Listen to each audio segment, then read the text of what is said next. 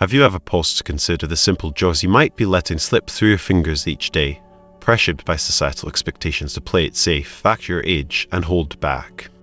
Life doesn't pause for anyone, and those everyday pleasures you keep postponing might not always be within reach. In this exploration, we'll delve into 5 simple pleasures you should embrace now before it's too late. Stick with me, and you'll understand why these aren't just frivolous treats, but essential for a richer, happier life as you grow older.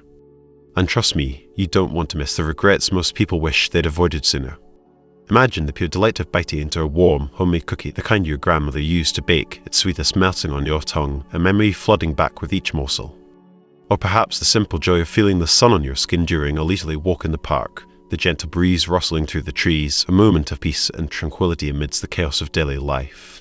Before we dive in, if you're enjoying these insights, consider exploring the other valuable streams of content that are available to keep you informed and inspired. First, savoring the foods you love without guilt. Let me ask you a question, a simple one, but one that might make you reflect. How many meals have you had in your life? Thousands, certainly tens of thousands if you've lived a good number of years. Now, here's the harder question. How many of those meals did you truly, deeply savor?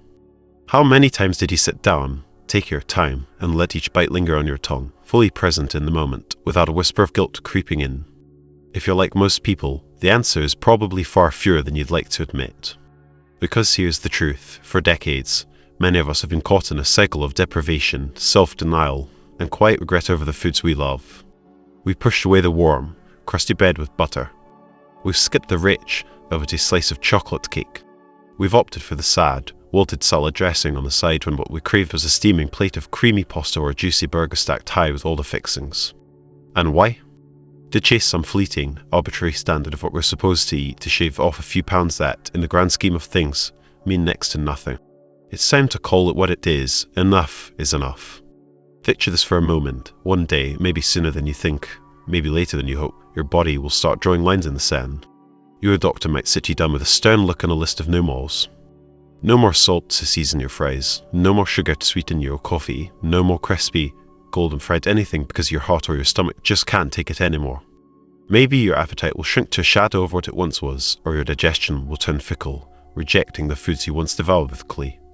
And when that day comes, you'll look back on all those moments you said no when you could have said yes. You'll think about the birthday cake you skipped, the holiday feast you half-heartedly picked at, the bowl of ice cream you passed up, and you'll wish you'd just eaten it. You'll wish you'd let yourself feel the joy, the comfort, the sheer delight that food can bring. So why wait for a regret to teach you that lesson? Now, don't get me wrong, I'm not saying you should throw every ounce of caution out the window and start eating like a reckless teenager with a bottomless stomach and a metabolism to match. Moderation still matters, balance still has its place. But what I'm saying is this, it's time to rediscover the joy in your food. Food isn't just fuel, it's one of life's greatest, simplest pleasures. It's the thread that weaves through our most cherished memories. Think about it, what's at the heart of every holiday celebration, every birthday party, every late night family gathering that spills into laughter and stories. It's the food. The roast turkey glistening on the table, the candle flickering atop a homemade cake, the bowl of your grandmother's secret recipe soup that somehow tastes like love itself. Food is connection, it's tradition, it's happiness on a plate. Take the scene from the movie Big Night where 2 Italian brothers pour their heart and soul into creating a magnificent feast, a testament to their passion for food and their desire to share it with others. It's not just about sustenance, it's about the love, the artistry, and the connection that food can create. And here's something else to chew on. The longest living people in the world don't spend their days obsessing over calorie counts or punishing themselves for indulging. Take the Italians with their plates of pasta drizzled in olive oil and their glasses of red wine raised in toasts, or the French savouring flaky courses and creamy cheeses without the second thought, or the Japanese enjoying bowls of ramen or delicate bites of sushi prepared with care and eaten with mindfulness. These cultures don't just live longer, they live better. Why? Because they eat with pleasure, not guilt. They don't wolf down their meals in a hurry to get to the next task. They sit, they linger, they talk, they taste, they treat eating like the ritual it deserves to be. So let's take a page from their book. If you want a warm, crusty roll fresh from the oven, have it. If you're craving that decadent dessert with the whipped cream on top, dig in. And if someone has the nerve to judge you for it, some self-appointed food police with their unsolicited opinion, look them square in the eye and tell them you've earned every single bite because you have. Next, sleeping in and taking naps guilt-free. Let's start with another question. How many years of your life have you spent jolted awake to the shrill scream of an alarm clock? How many mornings have you stumbled out of bed, blurry-eyed and groggy, before the sun even had the decency to peek over the horizon? If you're like most people, the answer is far too many. For decades, we've lived our lives tethered to schedules that weren't ours to choose. The blaring 6:00 a.m. wake-up call for work, the crack of dawn chaos of getting kids out the door, the endless parade of obligations, appointments, errands, deadlines that always seem to take precedence over something as basic as human as rest.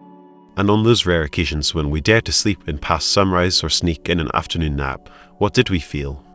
Not refreshed, not grateful, guilty, lazy, because that's what we were taught, isn't it? Society drilled into us that sleeping too much is a sin, a sign of weakness, a mark of someone who isn't productive enough. Well, let me set the record straight. That's a lie, and it's time we stopped believing it. Sleep isn't laziness, it's survival. It's the foundation of everything that keeps you going. Your brain needs it to process the day, to clear out the mental clutter, to stay sharp and to stave off the fog that creeps in with age. Your heart depends on it to keep beating steady and strong. Your immune system leans on it to fight off whatever the world throws at you. Your body demands it to repair the wear and tear of living, every ache, every strain, every quiet breakdown. Skimp on sleep and the consequences pile up fast. Your risk of dementia climbs high with every restless night, your mood sours, your energy drains, your patience frays. And yet, somehow, we've let ourselves be convinced that pushing through exhaustion is a badge of honor, that getting by on 5 hours a night is something to brag about. Tell me this, when you see a baby curled up in a crib, fast asleep in the middle of the day, do you call them lazy? Do you shake your head and mutter about their lack of ambition? No, you smile and say they need their rest. So why on earth do we hold ourselves to a different standard? You need your rest too, and there's no shame in that. Remember the iconic scene from Ferris Bueller's Day Off where Ferris feigns illness to skip school and enjoy a day of freedom. While the circumstances might be different, the underlying message is the same. Sometimes you need to prioritize your own well-being and take a break from the relentless demands of everyday life. Now think about what happens as we get older. Sleep doesn't always come as easily as it once did. Maybe it's the ache in your joints that jolt you awake, or the restless legs that won't settle. Maybe it's the racing thoughts that spin through your mind at 3:00 a.m., refusing to let go. Or maybe it's just that your body's rhythm has shifted and what used to be a solid 8 hours has fractured into something less predictable. So when your body finally offers you a chance to rest, when it begs you to stay in bed a little longer, to sink into the pillows, then let the world wait, why fight it? If you wake up and feel no rush to leap out of bed, don't. Sleep in, let the morning stretch out slowly and quietly. If the afternoon hits you with a wave of tiredness, find a soft spot, a couch, a chair, your bed, a nap. Not a quick catnap stolen in secret, but a real, unapologetic nap, the kind that leaves you feeling human again. Some of the healthiest, happiest older adults I've come across have one thing in common: they listen to their bodies. They don't force themselves to soldier through exhaustion just to prove a point. They rest when they're tired, sleep when they need it, and they don't waste a second feeling guilty about it. So go ahead, pull the covers up on a chilly morning and sleep in until the sun's high. Close your eyes in the afternoon and drift off without a care. Let your body recharge, let your mind reset, because one day, when sleep becomes harder to come by, when your body won't let you rest the way it once did, you'll look back and wish you'd given yourself this gift more often. Don't wait until it's too late to realize you deserve it. If you're still watching and appreciating these insights, perhaps you might find other engaging content that will support you on your journey. Now, let's move forward. Number 3, splurging on things that bring you joy. Take a deep breath and picture this. How many times have you found yourself standing in the aisle of a store, clutching something in your hands, a soft sweater, a sleek new gadget, a beautifully bound book, and felt that little spark of excitement, only to snuff it out with a quiet, "I don't need this." How many times have you lingered over an item, turning it over in your hands, imagining how it might brighten your day, only to set it back on the shelf with a pang of guilt? Maybe you told yourself it was too expensive, too indulgent, or that you didn't deserve it. Maybe you walked away thinking about the bills, the savings account, or some vague distant what if that demanded you stay practical. But let's pause right there and dig a little deeper. What are you holding back for? What grand, shining purpose are you reserving all this restraint for? I've seen this story play out more times than I can count. People, good, hardworking people, spend their lives in a constant state of caution. They skip the weekend getaways, they pass on concert tickets, and they mend their socks instead of buying new ones, all because they are saving up. They tally every penny, they weigh every purchase, and they convince themselves that joy can wait. And then what happens? They reach their later years, their bank accounts plump with untouched funds, and yet they still hesitate. They still say no to the little luxuries, the experiences, the moments that might have lit up their days.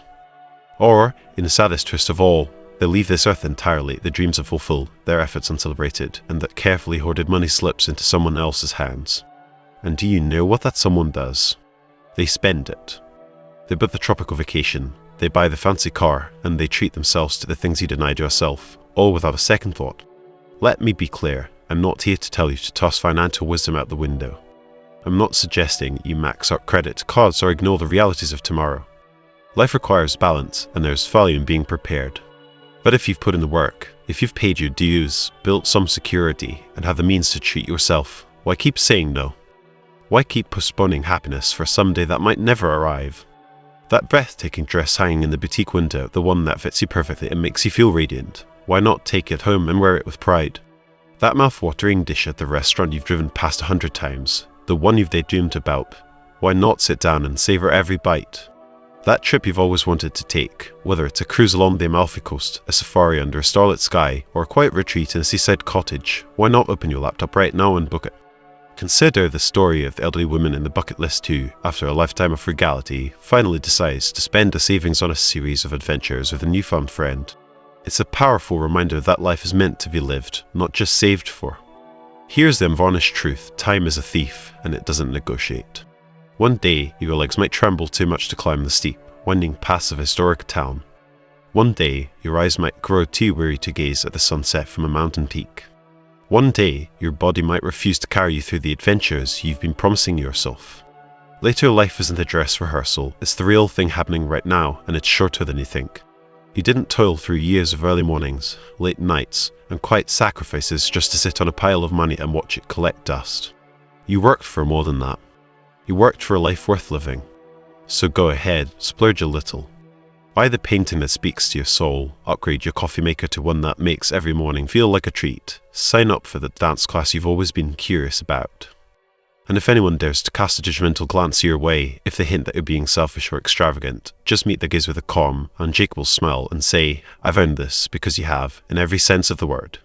2. Saying exactly what's on your mind. Let's sit with this for a moment and think it through. How many times in your life have you felt words bubbling up inside you, sharp, honest, raw, and then swallowed them back down? How many conversations have you sat through, your stomach twisting, your mind racing, wanting to say what you think, only to clamp your lips shut because you didn't want to stir the pot? For years, maybe even most of your life, you've played it safe. You've been the diplomat, the one who smooths ruffled feathers, who bites their tongue to avoid conflict. You've let snide remarks slide, you've smiled through gritted teeth, you've agreed when every part of you wanted to disagree, all to keep things comfortable, to keep the peace. You've told yourself it's the noble thing, the mature thing, the kind thing. But let's cut through the noise and ask, who did that silence serve? What did you gain by bottling up your truth? I've had the privilege, or sometimes the heartbreak, of hearing people look back on their lives, especially those in their golden years, and when regret rises above the rest like a haunting refrain, I wish I'd spoken up more. Not I wish I'd been quieter, not I wish I'd avoided more fights. No, it's always about the things they didn't say, the times they let someone's rudeness go unchecked, the moments they stayed silent when their heart begged them to speak, the opportunities they missed to stand tall in their truth. Now hear me out, I'm not telling you to turn into a bulldozer, trampling over feelings without the care. I'm not saying you should start every day looking for a fight or toss civility out the window. There's still a place for grace, for choosing your battles wisely. But after all you've lived through, after the hard-earned wisdom, the scars, the triumphs, you've earned the right to stop censoring yourself. You've earned the right to let your voice ring out clear and unapologetic. If something's eating at you, don't let it sit there festering like a splinter under your skin, say it. If you're sitting in a room and someone's spouting nonsense you can't stomach, don't just nod along to be polite, disagree, calmly but firmly. If someone crosses a boundary, disrespects you, or takes you for granted, don't shrug it off like it's nothing, call them out, not with venom, but with the steady strength of someone who knows their value. People might squirm, they might bristle, they might even push back, but here's the beautiful thing, even if they don't like it, they'll respect it. They'll see you differently, stronger, truer, more solid, and more than that, you'll feel it in yourself. You'll stand a little straighter and breathe a little easier because you're no longer hauling around the weight of unspoken words. Remember the powerful courtroom scene in A Few Good Men where Jack Nicholson's character, Colonel Jessup, finally explodes with the truth, revealing the harsh realities of command and the sacrifices required to protect freedom. It's a dramatic example, but it underscores the importance of speaking your truth, even when it's uncomfortable or unpopular. But it's not just about the hard stuff, it's about the soft stuff too. How often do we hold back the good things, the tender things, assuming they're already understood? We think our kids know how proud we are of them, that our friends feel how much we treasure them, and that our partner senses the depth of our gratitude. But do they? Have you said it out loud, with your whole heart behind it? Don't wait for a milestone or a crisis to open your mouth. Right now, today, pick up the phone and tell your son how his resilience amazes you. Sit across from your oldest friend and tell them how their loyalty has been a lifeline through the years. Look your spouse in the eye, whether it's been 5 years or 50, and thank them, not just for big gestures, but for the quiet, steady presence that's held your world together. Words matter, and time doesn't wait. Don't assume they know. Don't assume you'll have another day, another month, another year to get it right, because one day the clock will stop, and the things you didn't say, the love you didn't share, the truth you didn't speak will settle into your bones like a cold ache you can't shake. So let go of the filters, stop worrying about ruffling feathers or sounding too sentimental. Speak now, whether it's a fair stand or a gentle confession, because life is too fleeting to leave your voice locked away. You've got things to say, and the world, for better or worse, needs to hear them. If you're finding value in what you're hearing, you can find more ideas like this by exploring the similar content available, and remember to stay tuned for regular updates. Now, let's move forward. 1. Prioritizing yourself for once in your life. For the vast majority of your existence, you place everyone else's needs ahead of your own. It's almost second nature, isn't it? That's what society drilled into us from the start: to take care of others, be the dependable spouse, the nurturing parent, the loyal friend, the selfless sibling. It's the unspoken rule we've all followed. Your worth is measured by how much you give to those around you. And sure, there's beauty in that kind of generosity, a quiet nobility in being there for the people you love. But let's pause for a moment and think about it. When was the last time you stopped to consider what you need? How often have you carved out a slice of your day, your week, your life to focus solely on yourself? Not your children, not your grandchildren, not your partner, not your boss or your neighbors, but you. Take a second to reflect. How many hours, or even minutes, have you dedicated to something that's purely for your enjoyment or fulfillment? Not the family vacation you planned to keep the kids happy, not the dinner you cooked to impress your in-laws, not the errands you ran to lighten someone else's load, but something that feeds your soul. Maybe it's been months, maybe it's been years, maybe you can't even remember the last time you did something just because it made you feel alive. And that's the trap, isn't it? You get so caught up in the rhythm of caring for everyone else that you forget you're a person too, with dreams, desires, and a right to happiness that doesn't hinge on anyone else's approval. Consider the character of Eva in Fried Green Tomatoes, who, after years of being a dutiful wife, finally discovers her own strength and independence, embracing her own desires and passions. It's a powerful reminder that it's never too late to prioritize yourself and find your own voice. Here's the hard truth. There's no grand ceremony waiting for you at the end of a life spent in constant self-sacrifice. No one's going to hand you a shiny medal engraved with the world's most selfless human as a reward for always putting yourself at the bottom of the list. There's no cosmic scoreboard tallying up all the times you said yes to others and no to yourself.